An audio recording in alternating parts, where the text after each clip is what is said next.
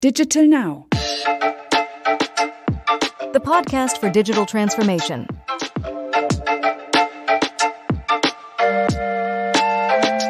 In today's episode, we explore customer excellence as a concept with strategic potential that goes beyond being just a corporate buzzword for companies in the pharma and life sciences. Through the lens of process, technology, data, and people, we discuss how breaking down silos, embracing omnichannel strategy, utilizing a 360-degree customer view through data, and driving change management are essential for success. While emerging trends like AI are creating exciting new opportunities, the true impact is realized through careful execution and thoughtful strategy. Our expert guests, Fabienne Heiles and Gregory van Keirsbilck, offer their insights into navigating the complex challenges of regulatory constraints, advanced data management, and the role of new technologies. So welcome everyone to this podcast. So my name is Eddie Peters. I'm a CX consultant at the Valantic, and today we are joined by two colleagues, Fabienne and Gregory, to talk about a very interesting topic about customer excellence within pharma. So Gregory and Fabienne, I obviously already know you, but maybe you can also shortly introduce yourself for the audience. So ladies first, I would say.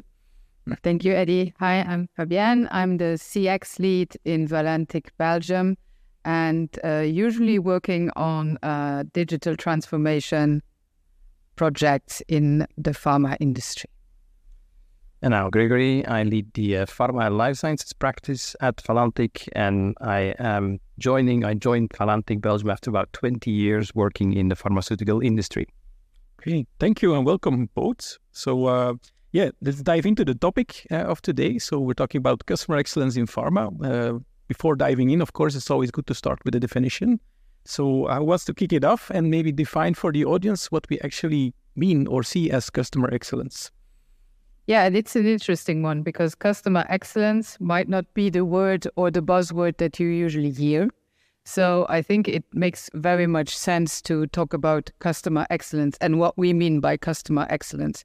And what we mean by customer excellence, I think, is aligning the internal processes, the technology, the people, the data, to create and translate that into an outstanding external experience for our customers. And that's where this customer excellence comes together, because it meets operational excellence internally when the different teams work together.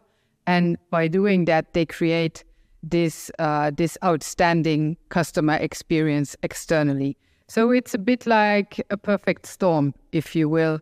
It is, how can the pharma company align in such a good way people, process, technology, and data so that everything comes together? And the omnichannel strategy is the focus. We concentrate on making digital and face-to-face, the whole omnichannel, come together in that perfect alignment internally so that our customers benefit from it. Okay, thank you. Very clear. Anything to add from your side? Like Fabienne said, customer excellence is probably a term that is not so familiar yet in the market. I mean, most companies are now well familiar with Salesforce excellence. Since many years, many companies in pharma and other industries have invested in providing their field forces, their sales organizations with the tools, the capabilities, even the education to improve overall sales capabilities. We've seen an evolution towards broader commercial excellence, as in including marketing, service, and any other customer-focusing department. But where we see the next level in this trend is really to focus around the customer and less around internal processes or around the product. Meaning that all processes, all activity that the organization does should happen and centered around the customer. Okay. And that's probably also, we see pharma is always lagging a bit behind sometimes industry-wise, where you see also both that the pharma industry still needs some ground to cover, right? And need to invest in this. Yep. So, in from an investment standpoint, how do you see that actually progressing then in the pharma? Because putting the customer in the center, it does seem a bit like a no-brainer. Where do they still need to basically evolve? And I think when you say that, is there a need for the pharma companies to invest in customer excellence? I said, as you said, Eddie, that it's a no-brainer. Why shouldn't they invest? It's been years we're talking about customer experience, digital transformation, omnichannel strategies. These are all the words that go around. It's all about putting the customer in the center. And I mean, I personally, working for pharma, but working for other industries in the past, for 10 years, it's all about the right content, through the right channel, at the right time, to the right customer. And that doesn't make a difference if you are in pharma or if you are in another industry. It's all about the customer in the center. Now, customer excellence, as we said, might be a bit more tricky in the pharma industry because, of course, we're looking at historically regulated industries where teams work in silos, where medical, service, commercial, and marketing are not always aligned around the customers. And I suppose we will come back to that. But I really think that one common objective of all the teams should be this customer-centered approach.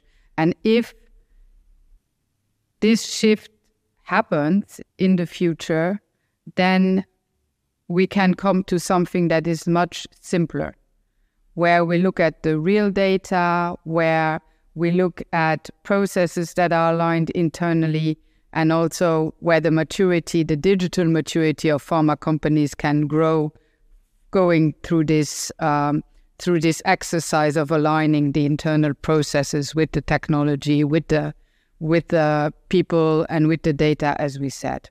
So moving away from one size fits all, as you said, no-brainer. It's not as easy as it sounds, unfortunately. But I think if we try to keep it simple, aligning everybody around the same goal, then we have a chance to move in the right direction. Is it more than just aligning to that same goal? Because you touch upon a critical aspect like these so-called company silos that we also see within pharma, within simple already the medical and the commercial side. That is split, but also sometimes you have the feeling that the compliance and the regulatory lives a bit on an island. Marketing goes, again, a different direction.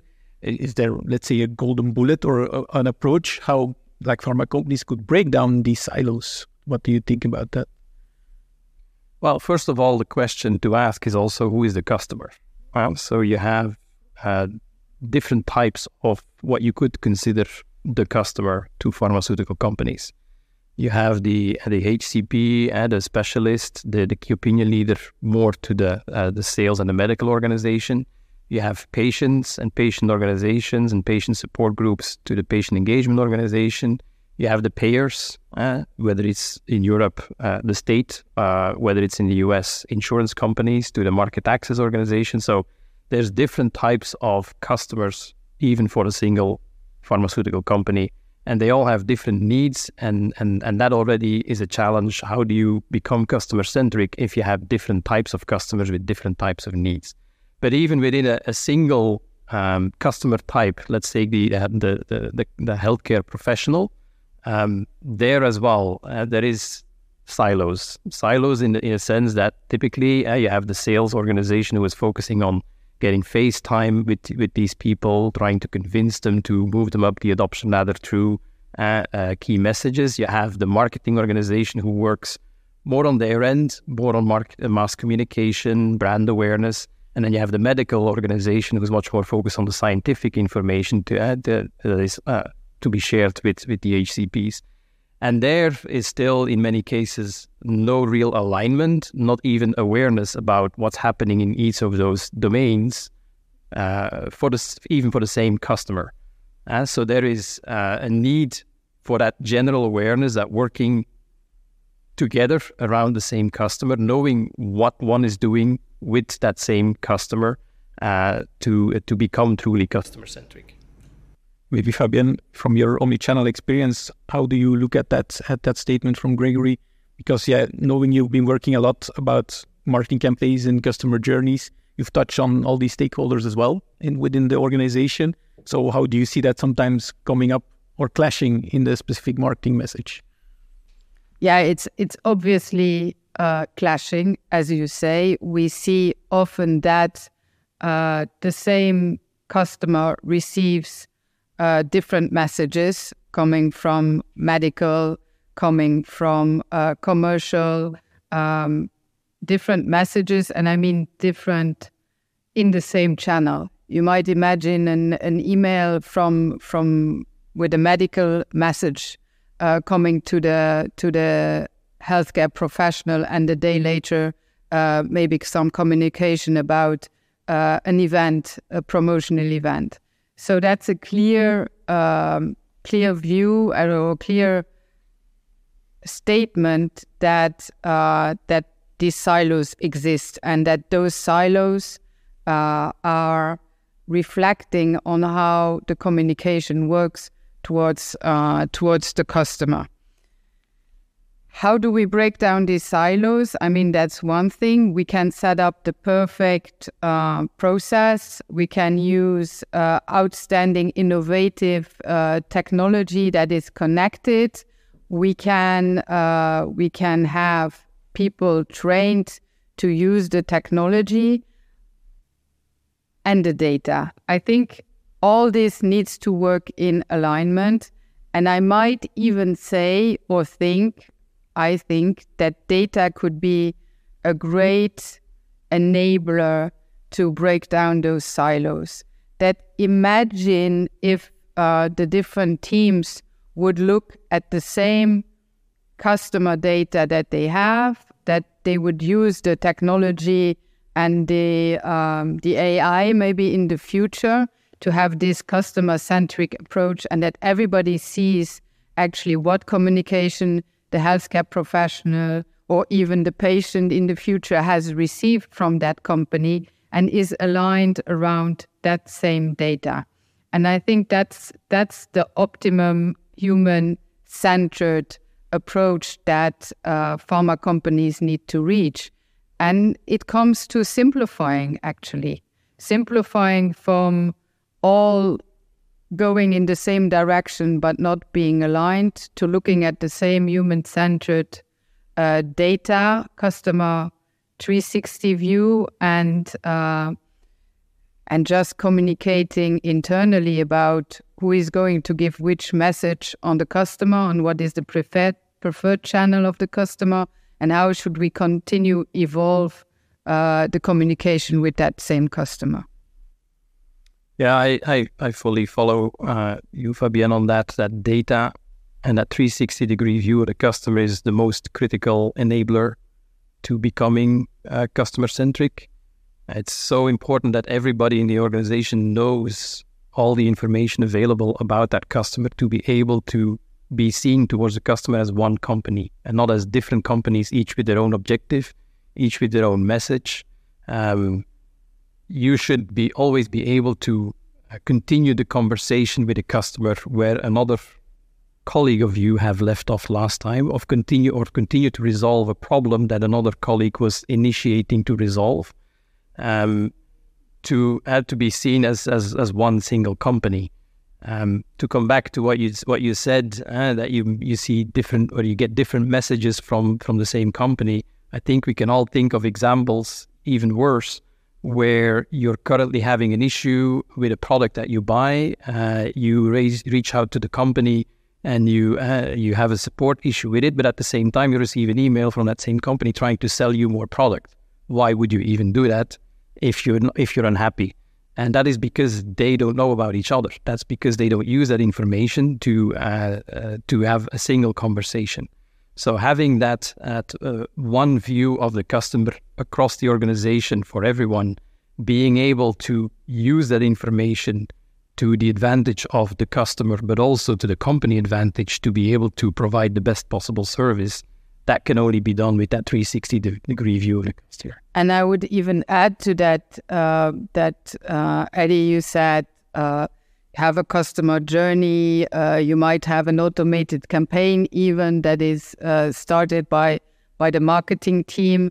If you look at that customer journey, and that customer journey is created by one single team, let's say marketing, they only take, and in the ideal case, they take the preferred channel, they look at the real-time data, they go back in time, see also in the CRM what was the last face-to-face interaction, what was the last remote call, etc. And they consider all this information, but at the end, the journey is a push communication that goes towards the customer, and the journey stays in that silo because we have different maturity levels, even different maturity levels in the team. So even if one team is doing it right, if they don't connect with what another team might be doing, we're still not reaching this customer excellence level that we would like to reach. Yeah. Good point that you raise, because in mostly these pharma companies are multinational companies which have a lot of different geographical affiliates, but also different business units with different maturities or different growth in numbers that they have. So maybe if we make the bridge to technology in this whole story, how do you see, for instance, CRM? You touched already on CRM as an aspect. How do you see that playing a role across, let's say, a whole organization? Yeah. Well, in the context of aiming to standardize as a enabler to, or aiming to standardize process as an enabler to move forward in that customer centricity, I personally, I was fortunate to be part of the global commercial IT organization at Eli Lilly for many years. And back in the early 2000s, we already started there with defining single global processes and single global systems for everything CRM and beyond. And that was an ambitious goal back in the days. I mean, I think Eli Lilly was probably the first one, at least of that size, that attempted that. So there weren't many other examples to look at if that was the right way to go. And it took took a lot of convincing to our business partners that by standardizing across business units, across geographies, in using the same processes, in using the same organizational setup, in using the same technologies, it would be to their advantage to be able to leverage data, leverage the technology and the skill, to then move forward quite quickly with setting up a more customer-centric organization and customer-centric capabilities. And I think if you see where Eli Lilly is now, obviously probably not all to the credit of commercial, but they are the biggest pharma company by market capital, right? Yeah. No, interesting topic here, and I think also from the three of our experience as well, CRM is one aspect that you can standardize. If it comes to marketing, you still see some differences simply because the headcount in one business unit or country is smaller than the other one, where there is some outsourcing playing a role. It's less obvious to standardize, but standardization on its own does not mean customer centricity, right? No, and I think if I can, I can pick up where Gregory left off just a minute ago. It's about standardization, but only if the company is ready as well. And so it's important to assess what is the stage in the maturity of the actual company. And then also, what is the model the company is set up? Is it centralized approach in terms of marketing? Is the marketing owned, or the communication owned by the countries?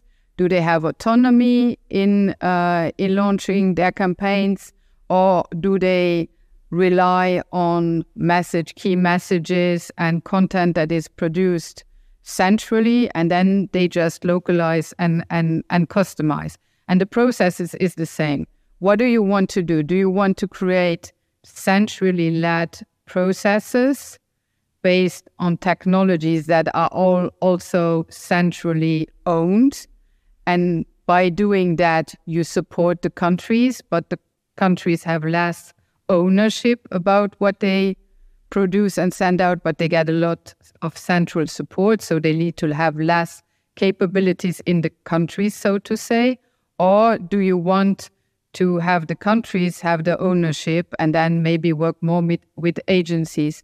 Those processes look all different, and I think supporting the company by developing the right process internally based on the data flow, based on the technology setup, based on how the content, because we haven't spoken about modular content, that's also a very interesting subject that is probably discussed in all of the pharma companies today, is how can we simplify the content production, how can we make it more digital, more real-time, more accurate with all the processes, the technology that we have in place right now.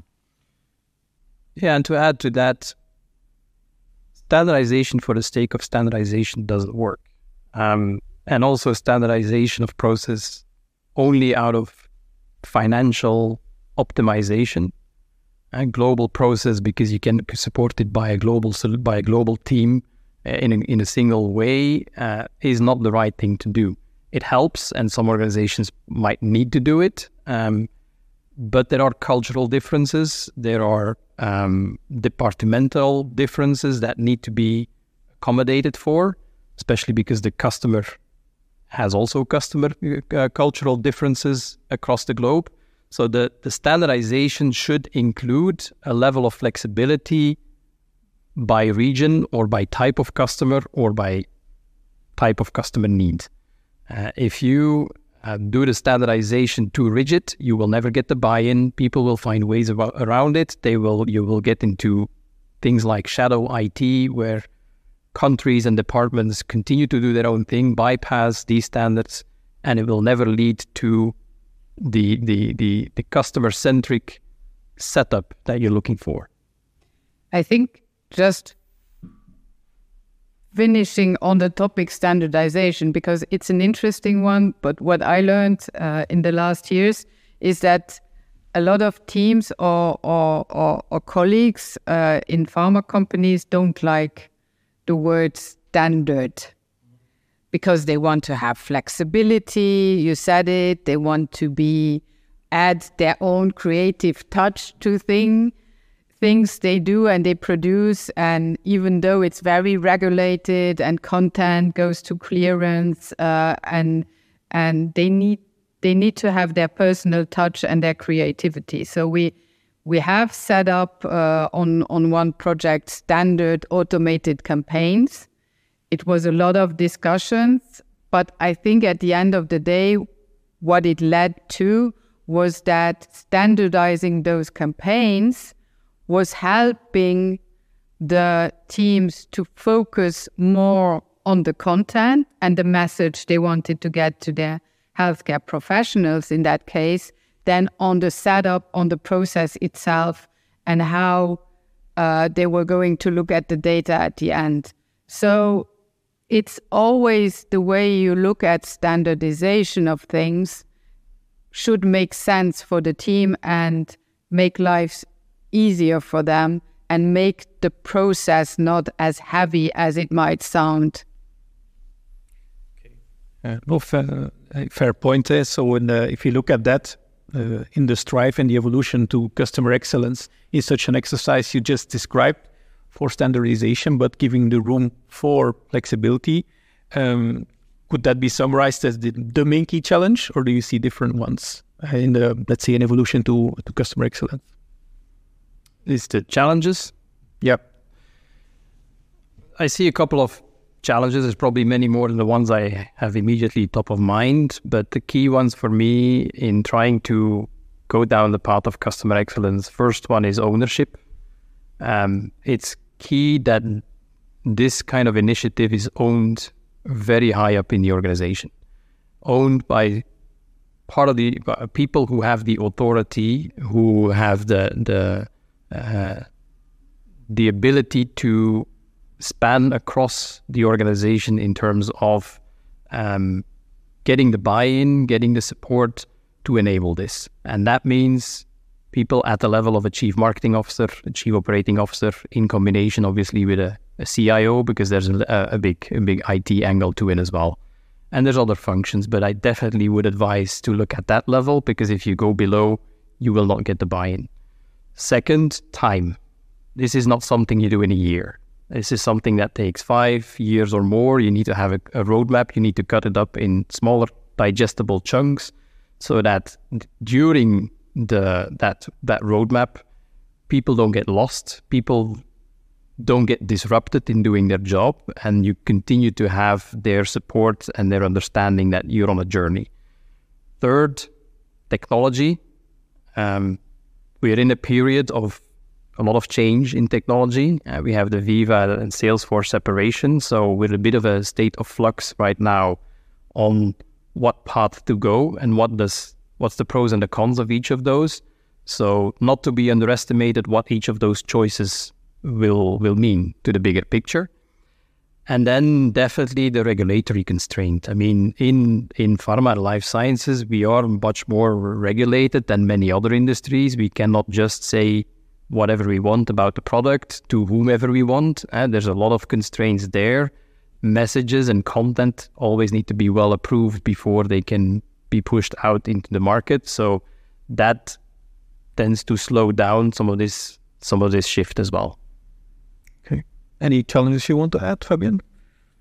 Yeah, I think coming back to Gregory saying the roadmap and that transformation, if we can call it that way, might not be the preferred word because it sounds quite heavy, but there is change involved in that. And the change takes time.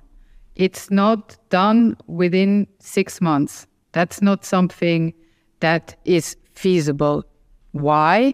And because there is a people component in that. And when we talk about people, process, technology, and data, the people part is very important. And that's where the whole change management in the transformation is a key element and is very crucial. And often we go into meetings with IT, we're selecting a new technology, being it CRM, being it a marketing automation tool, a webinar tool, personalization, new website, etc., etc. It shouldn't be kind of a retrofit to think about the change component in that. Because at the end of the day, technology is not magic. It's going to sit there, and if nobody is going to use it, then it's going to be very nice, expensive technology that is sitting on the computers of people and that nobody is using it.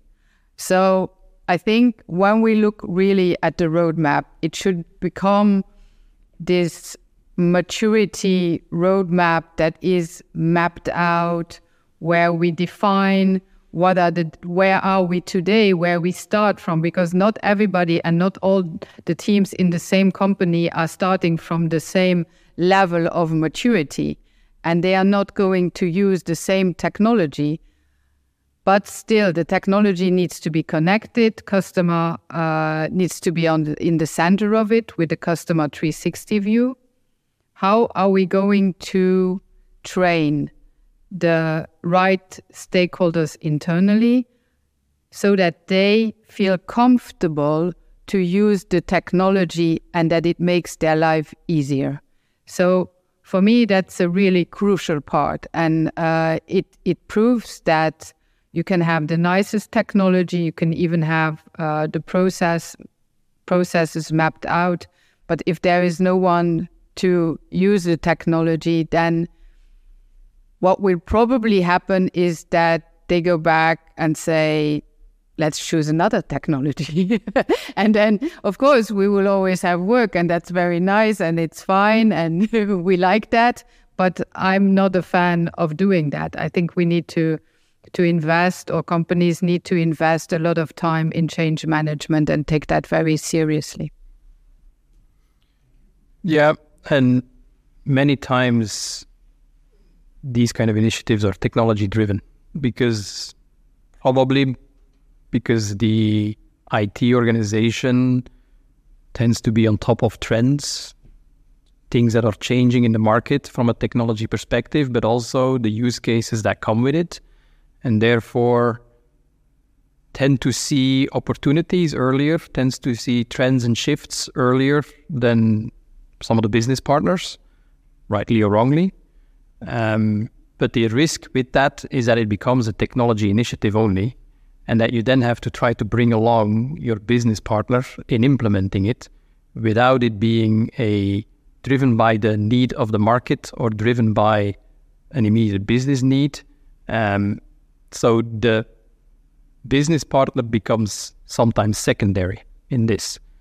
And that is a risk because you don't get the necessary buy-in, you don't get to an optimal implementation, and ultimately you're missing the change management that comes with it, because feels more like this is a solution pushed upon us than a solution that we helped build for us. Exactly, and that I was thinking about the same kind of flow that you just mentioned. It is about you can talk to IT and they have the innovation, they have probably different choices of technology that are top notch and that might make a lot of sense. But if at that moment it is all about requirements and not so much about user-centered approach, like what is really answering the need of my internal customer, how does this person use the system, when does this person use the system, and what is useful, then we are missing out on a clear cross-functional alignment, and this internal customer centricity, let's say, that way is going to impact the external experience of the customer directly. There is no, it's not like in 6 months, it's today, because the confusion created or the even bigger gaps and silos that are created by not bringing the right people around the table when a technology is chosen, to define what are the real needs, to do a user-centered research, to look at the UI, UX before you start even choosing a new technology, and then through the whole process, keeping the business partners close to IT and to operations, etc., is going to at some point fail, and the business is going to lose money. Probably some skills as well, skilled people that will move on. So it impacts every element of the organization, in my view. Yeah. What I would like to add myself as well, I was a bit surprised that you didn't highlight it yet, but more from an IT technical standpoint, if you talk about people, process, technology, and data, that we also say like the connected architecture, where the data does flow through from system to system to system, to basically also be an enabler. We've seen that, for instance, we talk about technology, sometimes from a European landscape standpoint, it's quite harmonized, quite the same. But if you look at an Asian market, you see different channels, different challenges as well to implement a same customer-centric approach throughout the whole organization from an harmonization standpoint, right? Yeah, absolutely. And that to me is also part of that 360 view and the enabling all the channels that come with it, the full integration of it, and not to be underestimated sometimes how complex that is already to have a unique identification of the same customer across all the systems, let aside bringing all that data in a clean and almost real-time manner together so that everybody who needs to work with that customer information has the right information at any point in time. Indeed.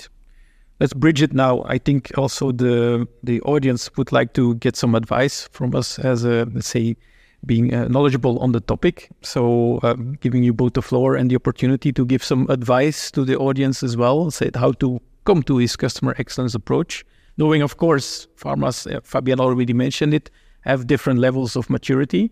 So not everyone can benefit from the same advice because they're at the same different level of maturity. So what do you think about, let's say, some advices that you could give? My advice would be try to think with the end in mind. Try to think with what do you want to achieve by a certain time? What would be the experience that you want to have internally and towards your customers? What is necessary to achieve that, and how do you build a roadmap towards that? Try to avoid thinking in siloed initiatives within the organization, even within the IT organization, so that you don't have different teams working on different initiatives that are not compatible or complementary, but aim for a common goal, define that common goal, and create a roadmap to that. From my perspective, I think there are two things. The first is take the time to clearly assess where you're starting from. There are different levels of maturity, but there is also a need for clear understanding where are we starting from, what are the technologies we currently have, what are the processes in place, how are the people trained, what are their skills, their capabilities, their data literacy, for example. So get that really clear from the start and create that roadmap with having the end in mind, but also thinking that the end goal or the end objective that is through today might change because we're looking at 3 years, 5 years, 7 years. They say that the digital transformation takes 7 years. So that's one thing. Know where you start from. Be very neutral, very transparent. Okay, this is where we are today. Work on those different levels in parallel: people, process, technology, and data. Knowing that technology and data always need to be a step ahead, because you can only train people, obviously, on the technology that is there and that has already some functionalities that are working, and building the processes with that. And then the second thing I would like to highlight is don't try to be perfect. Don't be agile, try things out. And there, I think pharma companies that are highly regulated, where the content needs to go through a lot of clearance and through a lot of hands of people to send it out, are not as agile maybe as other industries in testing and learning and always trying to get it perfect the first time, is slowing down. And in the world we live today, where everything is going faster and faster and faster in real time, it's very complicated to make that shift and have a more agile company in that way. And it's like comparing a tanker with maybe a speedboat. You can't compare it. It's like comparing a startup with a big company. It's never going to be comparable. We can look at several things that work, that could be copied, but every company is different. Definitely. Okay, thank you. So I think we're nearing a bit the end of our podcast. So I want to, let's say, start wrapping it up as well with a bit of a summary. So on the different aspects that we touched. So we went into, let's say, the barriers or the need for a customer excellence strategy as well. We looked a bit also at the triangle people process technology and how data plays a role in there. Touched also about the change management that is critical and getting everyone on board, all the noses in the same direction. And last but not least, some key takeaways, some key challenges, and some advices. So would like to thank you both for your advice and the time for those providing those insights. And also, for all the listeners for attending our podcast and tune in for our next time, I would say. Thank you. Thank you, Eddie.